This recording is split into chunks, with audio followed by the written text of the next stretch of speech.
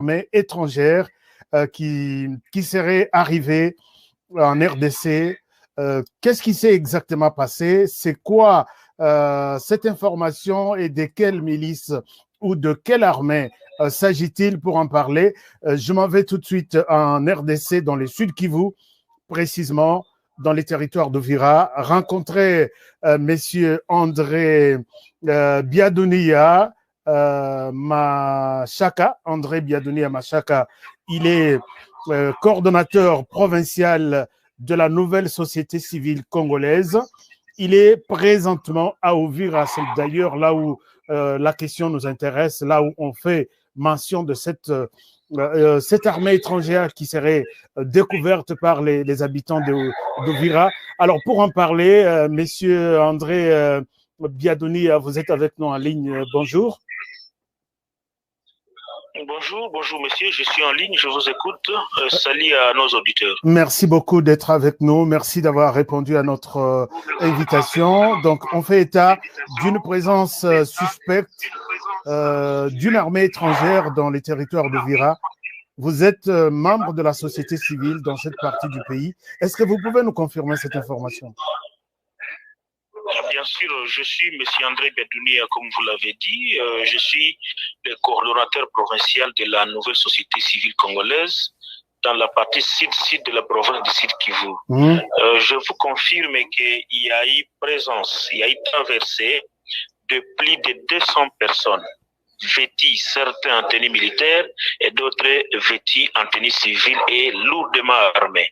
Ils ont traversé la frontière de la rivière Ruzizi pour les territoires d'Uvira. Ils ont passé à travers de la plaine de la Ruzizi et ils se sont installés dans les moyens et hauts plateaux de ce territoire-là. Et actuellement, au moment où je suis en train de vous parler, les informations de notre possession font état de leur présence dans le village de Marungu. Marungu, c'est dans le village, c'est dans le groupement de Runingu et dans la chefferie de Bafuliru. C'est là aujourd'hui qu'ils sont cantonnés, mais mal s'inquiètent déjà de la présence de ces gens-là et ils sont en train de vouloir quitter les villages parce qu'ils sont menacés de quitter et curieusement, ils sont en train d'accuser leurs propres enfants qui sont les premiers armée là, que nous, jusque-là, on ne sait pas, on est en train de nous parler des Imbonerakure, les autres parlent des FNL, les Red Tabara, mais les informations de notre possession disent que c'est M. Sematama.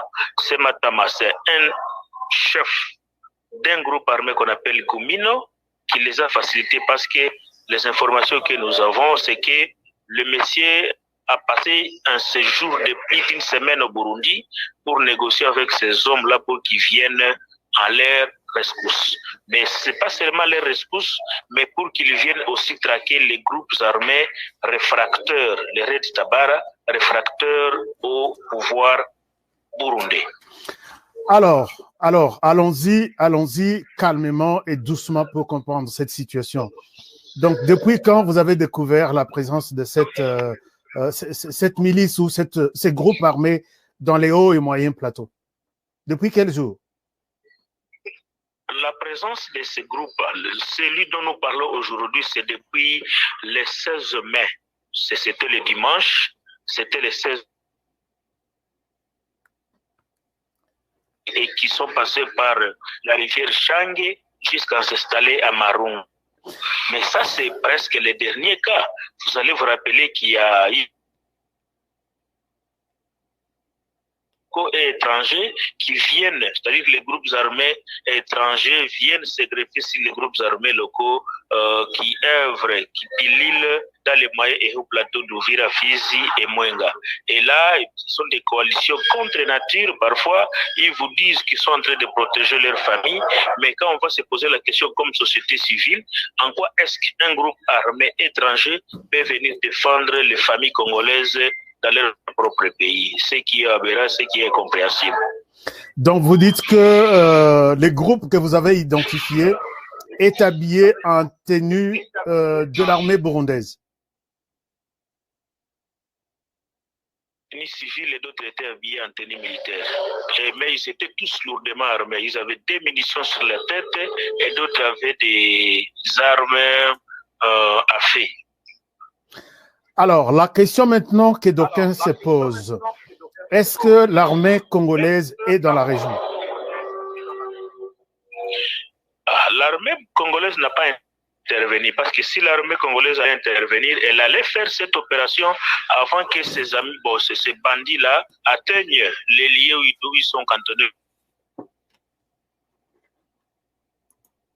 Nous avons maintenant 5 jours, aucun signal des opérations. Jusque-là, nous avons essayé d'alerter les FARDC, les commandants du secteur opérationnel Sud Kivu, mais jusque-là, on n'a pas encore vu même un signe des opérations dans ce sens-là. C'est comme ça que nous, à notre niveau, nous sommes en train de pousser pour que les opérations militaires puissent commencer. On ne doit pas laisser à ce que les groupes armés entrent d'abord sur le territoire national pour venir les traquer après. Mais on doit le faire en amont et non venir les chercher en pleine brousse et en plein village où se trouvent les civils. Alors ces gens qui sont venus, vous dites que ils sont amenés par un certain Sematama. Alors, qui est ce monsieur Sematama? Est-ce qu'il est un ancien milicien ou c'est une nouvelle personne que vous avez découverte il y a quelques jours dans la zone? Je vous écoute pas, s'il vous plaît, vous dites. Je disais, ces miliciens sont amenés par un certain Samatama. Est-ce que ce monsieur est connu dans la zone d'Uvira? Oui, il est connu. Samatama est connu dans la zone. Il est connu dans la zone comme un des responsables des groupes Gomino œuvrant dans les territoires de Fizi, territoire d'Uvira et territoire de Mwenga. Il est connu, bien identifié comme tel. Je crois d'ailleurs qu'il doit être un ex-le FARDC. Il était dans les rangs des forces armées de la République démocratique du Congo et il avait abandonné sous le motif qu'il est parti sécuriser les membres de sa communauté. Il est de quelle communauté, lui? Il est de la communauté Banyamulenge. Donc, il est de la communauté Banyamulenge. Il a quitté l'armée pour aller sécuriser sa communauté Banyamulenge. Il a quitté l'armée, il a dit que sa population, sa communauté est insécurisée et qu'il ne doit pas rester en train de croiser les bras dans l'armée. Pourtant, cette armée-là, les FARDC ne protègent pas sa famille, sa communauté. C'est comme ça, il doit se rendre dans les mailles plateaux, C'est lui qui avait d'abord quitté jusqu'à après Makanika. Makanika, oui. C'est un colonel. C'est comme ça qu'il est parti. Oui, il est parti. Il a dit qu'il ne peut pas voir comment est-ce que les membres de sa communauté sont en train de mourir. Et c'est comme ça qu'il est parti dire qu'il les sécurise. Mais il n'est pas le seul. Il y a un autre qu'on appelle Kijangala, qui est de la communauté Bafuliru. Lui aussi, c'est un Maïmaï qui œuvre dans cette partie du territoire national, dans le territoire d'Uvira. Lui aussi facilite les Imbonerakure pour venir traquer les soi-disant opposants au pouvoir du Burundi. Alors, est-ce que ce monsieur, comment vous interprétez ça? Ce monsieur Samatama était Munyamulenge du Rwanda. Comment il peut aller prendre... Allô? Oui, est-ce que vous m'entendez? Allô? Allô? Oui, vous m'entendez là? Je vous écoute, oui. Alors, la question que nous nous posons est la suivante. Ce monsieur, Sematama, était Munyamulenge du Rwanda. Et comment expliquer qu'il aille prendre des militaires burundais pour venir sécuriser les Banyamulenge qui sont des Rwandais? Est-ce que ce ne sont pas des militaires rwandais qui sont entrés en RDC sous peut-être les labels du Burundi? Vous savez qu'il y a des... Je voudrais vous préciser ici que vous vous rappelez en 2015, oui, lors du coup d'État manqué Burundi, les réfractaires de ce pouvoir s'étaient réfugiés au Rwanda. Arrivés au Rwanda, les Rwandais, avec des menaces de la communauté internationale, de l'Union africaine, les réfractaires du pouvoir burundais qui avaient raté les coups d'État, ils avaient été expulsés du Rwanda. Au lieu d'être au Burundi, ils s'étaient au plateau d'Uvira. C'est comme ça maintenant, pour que, selon les Burundis, pour se sécuriser, pour se sentir à l'aise, pour ne pas subir le sort de ce qu'ils avaient fait il y a des années, ce sont des militaires détachés des forces de défense du Burundi pour venir traquer ces réfracteurs-là dans les Mahé au plateau. Et pour y parvenir, ils doivent avoir un bras séculier, un groupe sur lequel ils vont se greffer pour essayer de se sécuriser. C'est comme ça que Sematama est utilisé. Sematama et Kijangala, ils sont utilisés par les pouvoirs du Burundi pour essayer de vouloir sécuriser et traquer ces réfractaires-là du pouvoir du Burundi. Alors, que dites-vous de ces messieurs, ces Matama qui a fouillé l'armée il y a déjà quelques jours? Est-ce que l'armée congolaise n'a pas initié une action pour rechercher ces messieurs et l'arrêter, ou il y a un silence de la part des FARDC? Jusque-là, bon, parce que vous pouvez même vous poser la question. Il travaillait, il est vrai, comme les FARDC dans le Nord Kivu. Mais entre le Nord Kivu et le Sud Kivu, il y a des kilomètres et des kilomètres. Mais vous pouvez vous poser la question, comment est-ce qu'il est parvenu à Sud Kivu, les fins fonds du Sud Kivu, dans les montagnes, dans les massifs, il tombe. Comment il est parvenu à arriver là-bas? Il n'était pas seul, il était accompagné par d'autres hommes armés. Et c'est pourquoi nous, la société civile, nous avons toujours dit que quelque part, dans l'armée, il y a des complices de tout ce qui se passe en RDC. Parce qu'il n'est pas possible que se déplace d'une province à une autre à des milliers de kilomètres sans qu'il soit déniché. Et depuis qu'il est là, c'est vrai, il y a des opérations qui se font, mais ce ne sont pas vraiment des opérations de neutraliser, de vouloir neutraliser ces groupes de Sematama et les Gumino et les Maïmaï qui sèment terrain dans la région. Nous pensons que quelque part il y a la complicité parce que jusque-là, on n'a pas encore vu des opérations de grande envergure pour mettre hors état de nuire tous ces groupes armés-là, que ce soit Gumino, que ce soit Tuganeo, que ce soit Maïmaï, parce que les populations civiles en souffrent maintenant. Alors, dites-nous, il y a combien de groupes armés dans les hauts et moyens plateaux, Uvira, toute cette partie-là, il y en a combien maintenant aujourd'hui, ajouté à celui de Sematama? Il est difficile de vous dire combien il y en a dans la partie sud-sud de la province Sud Kivu. Aujourd'hui, la cartographie nous présente 104 groupes armés actifs. Mais dans la partie sud-sud, nous pouvons y aller jusqu'à 30 groupes armés parce qu'il y a des groupes armés de 4-5 personnes. Il y a des groupes armés de personnes. Et comme ça, on vous dit, chacun vous dit qu'il est chef là où il se retrouve. Il est patron là où il se retrouve. Et il sème terrain là-bas. Dans la partie sud-sud, on peut avoir une trentaine, mais dans la province du Sud Kivu, nous en avons aujourd'hui 104 groupes. Ça, c'est seulement dans la partie... Et parmi les 104 groupes armés, il ne faut pas oublier qu'il y a des groupes armés étrangers. Et d'ailleurs, ils sont nombreux, les Red Tabara, les Forebi, les FNL, les Tuganeho. Ils sont là, tous sont là, et donc ils sèment terreur aux yeux de l'État congolais. Mais aujourd'hui, nous sommes en train de déclarer dans la partie sud-sud de la province Sud Kivu, mais aussi dans la province Sud Kivu, parce que le contexte de l'Ituri du Nord Kivu est presque similaire. Simplement parce qu'au Sud Kivu, les exactions de droits humains se passent dans les moyens au plateau, une zone enclavée où il n'y a pas facilité de prendre des photos et les partager dans les réseaux sociaux.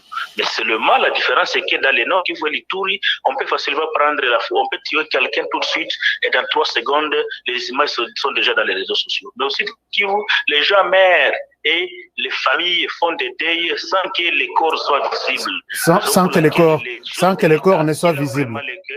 Il doit nous aider à étendre l'état de siège au Sud Kivu. Alors, dites-moi, ce que vous dites devient de plus en plus intéressant, puisque moi, je ne connais que les groupes armés étrangers FNL Palipé-Hutu du Burundi, puisque je les ai déjà interviewés une fois. Et quels sont les autres groupes armés qui sont dans la région, qui appartiennent au Rwanda, et d'autres, donc groupes armés étrangers en provenance du Rwanda et d'autres en provenance du Burundi, à part FNL Palipé Hutu. Exact. Qui sont là pour les intérêts du Rwanda et il y a les groupes armés qui sont là pour les intérêts du Burundi, mais aussi les groupes armés locaux. Donc, vous comprenez que c'est du mélo-mélo. Ça c'est un peu compliqué. Alors, quelle est votre solution pour mettre... Oui, quelle est votre solution pour mettre fin à ça? Donc, vous dites que dans la partie sud-sud, il y a 104 groupes armés actifs.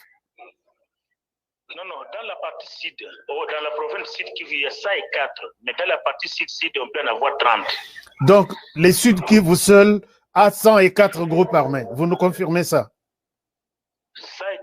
104 groupes armés, je vous le confirme parce que nous étions hier dans la réunion de la recherche de la paix dans la partie sud-sud avec le ministre provincial de l'Intérieur, au Sud Kivu, c'est lui qui nous a présenté ce tableau-là. Il nous a parlé qu'au mois de janvier 2020, il y avait une 90. Aujourd'hui, ils sont arrivés à 104. Au lieu de diminuer, ça augmente. Non, c'est pas possible. Au lieu de diminuer, ça augmente parce qu'il n'y a pas des efforts pour la réduction. Parce que j'ai toujours dit, la société civile a toujours soutenu que les dialogues, sincèrement, le dialogue ne peut pas parvenir à faire à ce qu'il y ait réduction des groupes armés.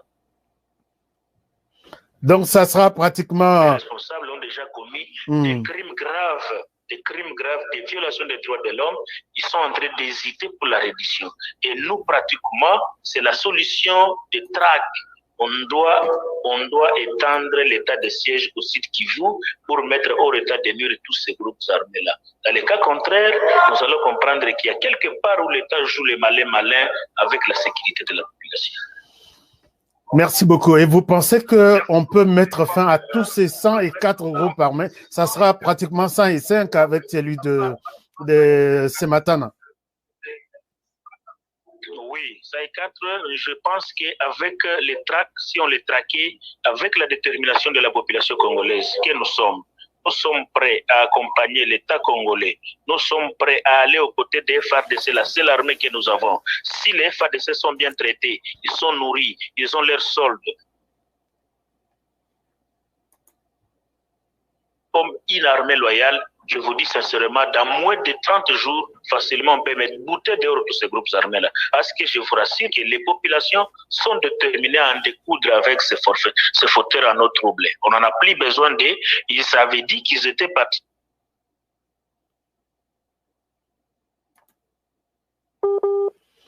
Civile.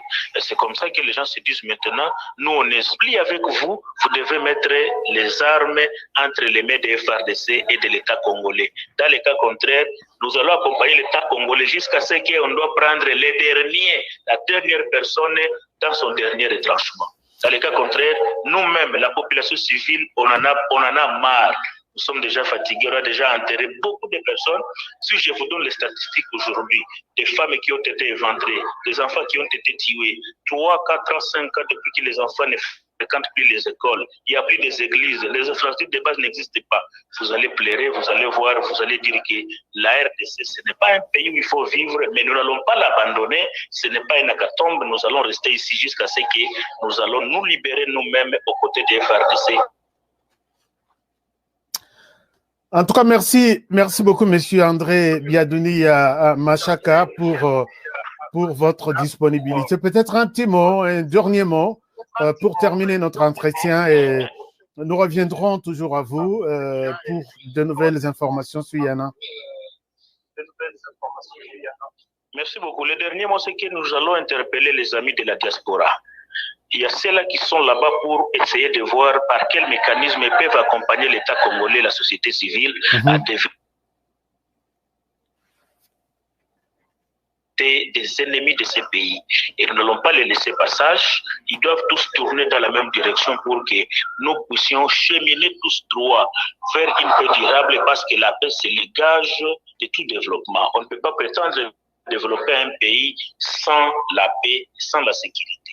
Nous sommes déterminés au pays et ceux-là qui sont à l'étranger. Et nous qui sommes ici, nous devons nous unir main dans la main pour bouter dehors tous ces groupes armés-là parce que la RDC, c'est un grand pays. C'est un géant qui dort. Lorsqu'il va se rattraper, je pense que l'Afrique aura besoin des potentialités de la RDC et les populations civiles, les enfants, les générations futures vont hériter une terre léguée par leurs aïeux et pères absents.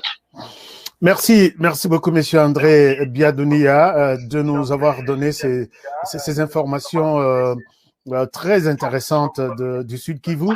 Merci et toutes les bonnes choses. Nous serons encore très disposés de vous recevoir quand il y a